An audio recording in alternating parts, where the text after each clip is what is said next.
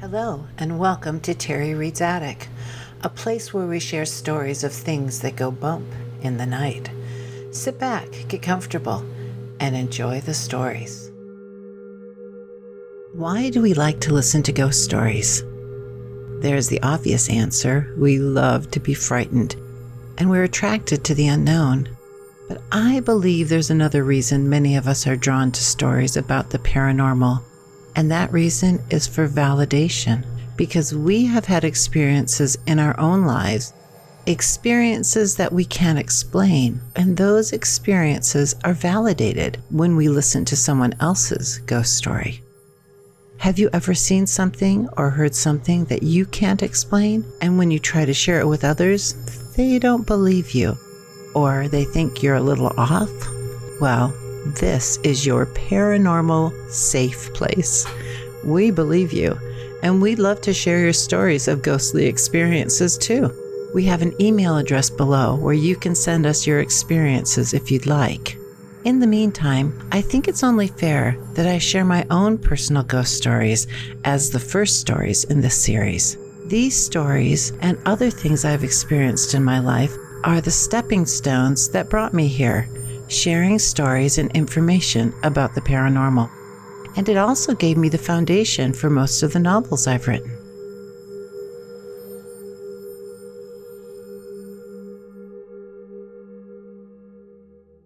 My earliest encounter with the ghosts is something that happened when I was very young.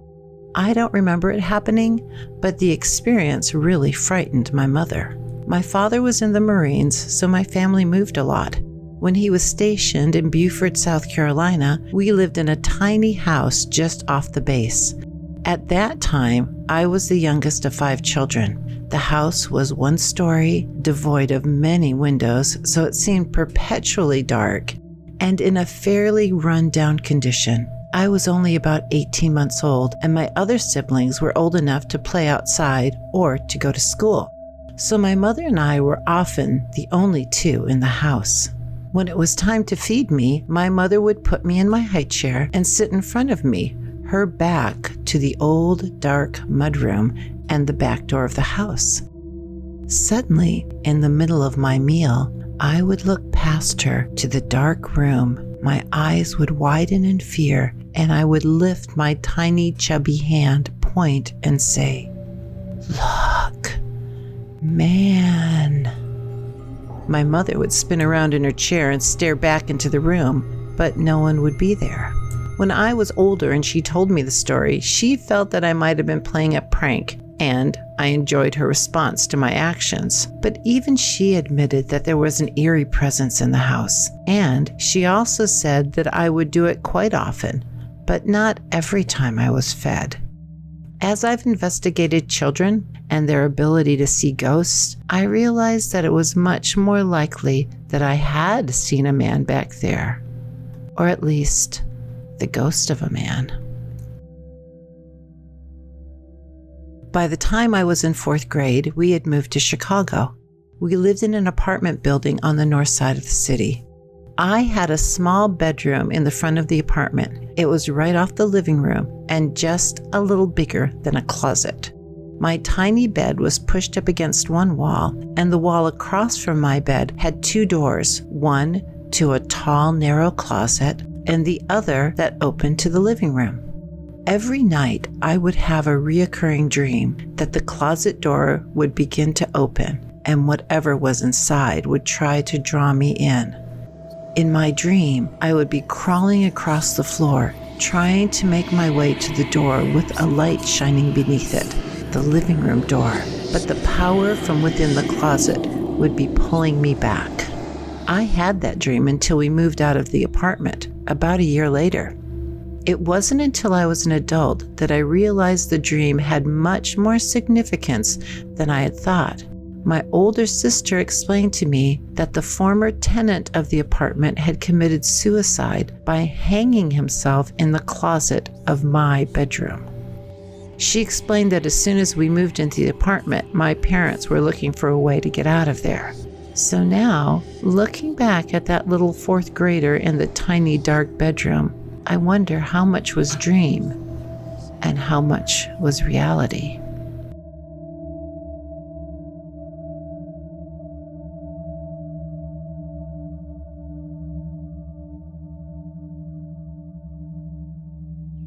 Currently, I live in Northwest Illinois. We own an old farmhouse that's about 150 years old, with 5 acres of land surrounding it.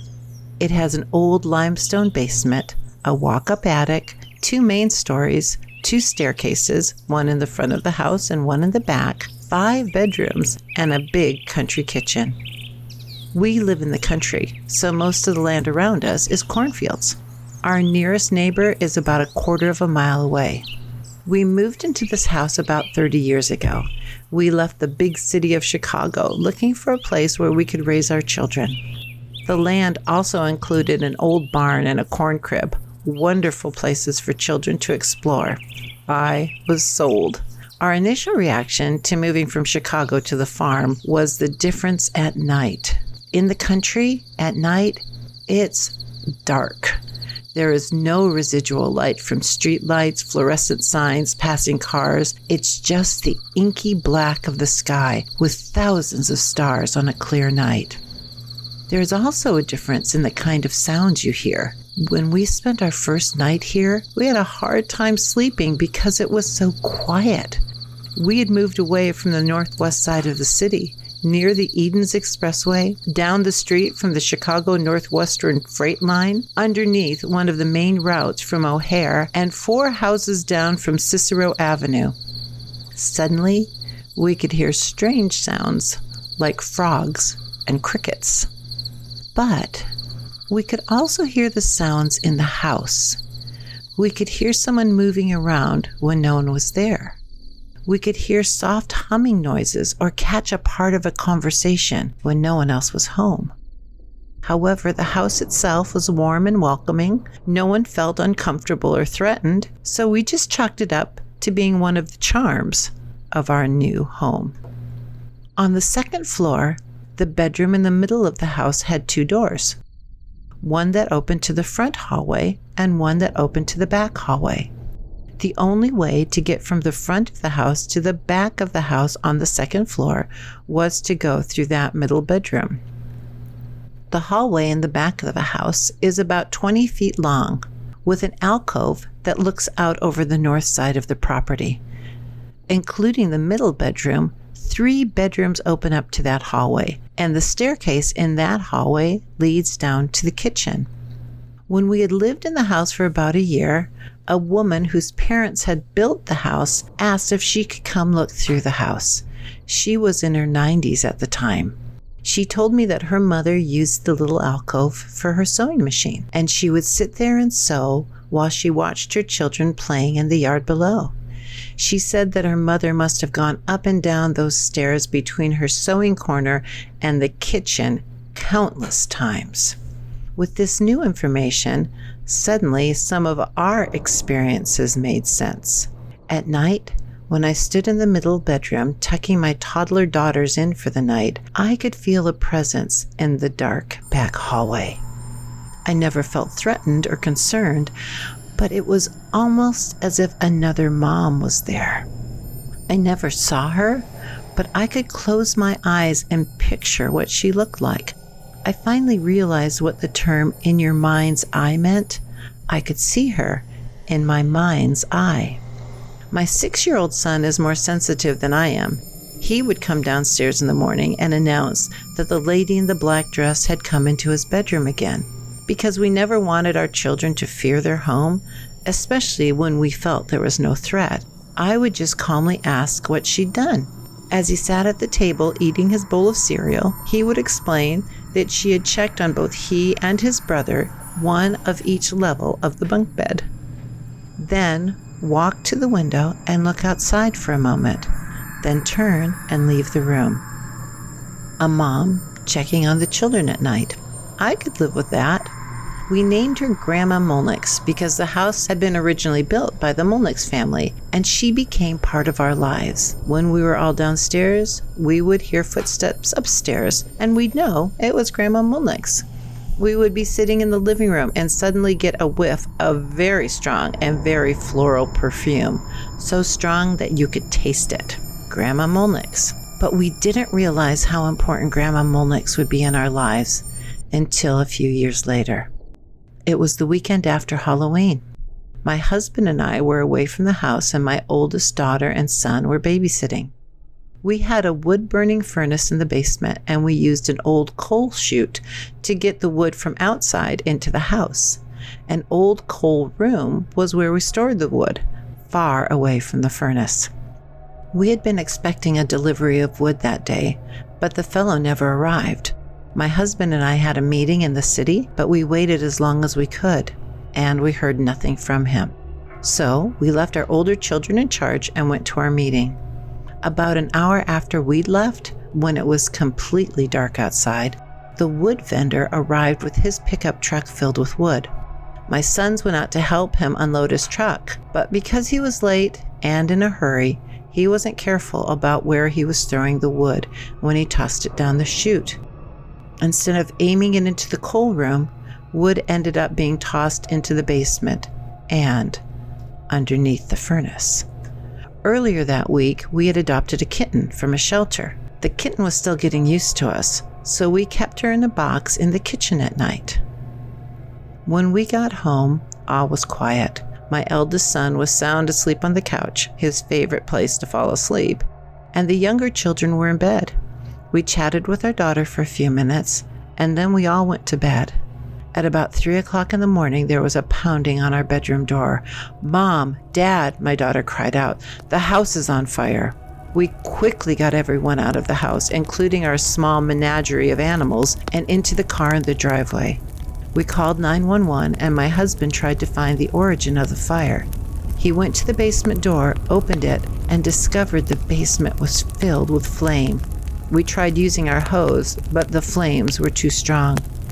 Because the house had balloon framing, the fire was able to easily go up the walls and spread all the way to the attic. The volunteer fire department arrived about 15 minutes later and worked for hours to put out the fire. It was only later, when we were at a friend's home, that I discovered how we were saved. My son, who had been able to see Grandma Molnick's, was asleep in the bottom bunk when suddenly the kitten we adopted was on his chest, crying. He woke up because of the sound, and when he sat up in his bed, he could see his room was filled with smoke. He went out into the hall and woke his older sister, who had the bedroom next to his. Then she woke everyone else up. It didn't occur to me just then, but as I reflected on the night, I wondered how that kitten could have gotten out of the box in the kitchen where I saw her sleeping just before I'd gone to bed, and up the back stairs to my son's room.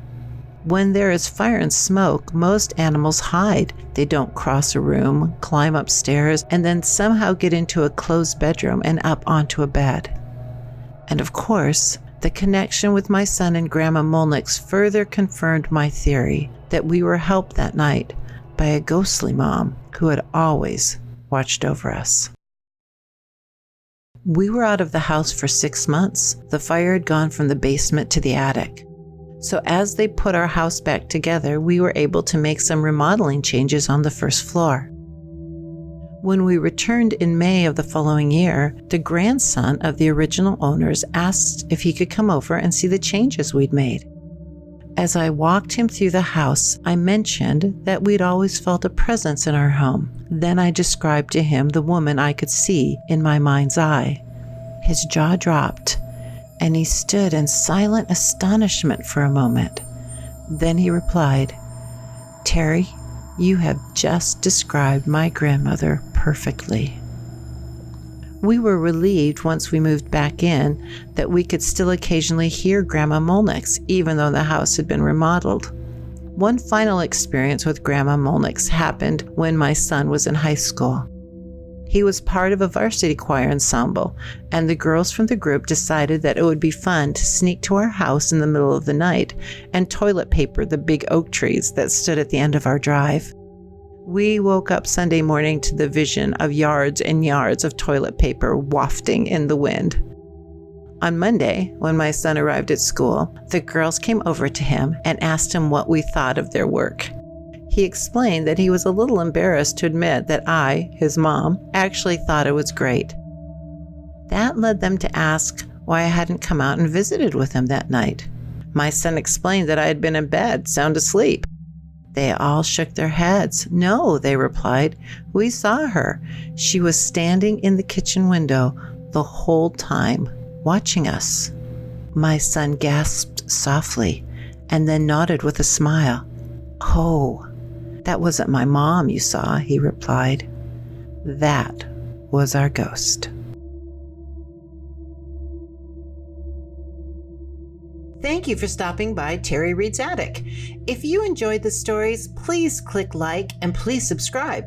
Subscribing doesn't commit you to anything. It just lets YouTube know that you enjoy this kind of program. And please look below for links and more videos. Until next time, from ghoulies and ghosties and long-legged beasties and things that go bump in the night, good Lord, protect us.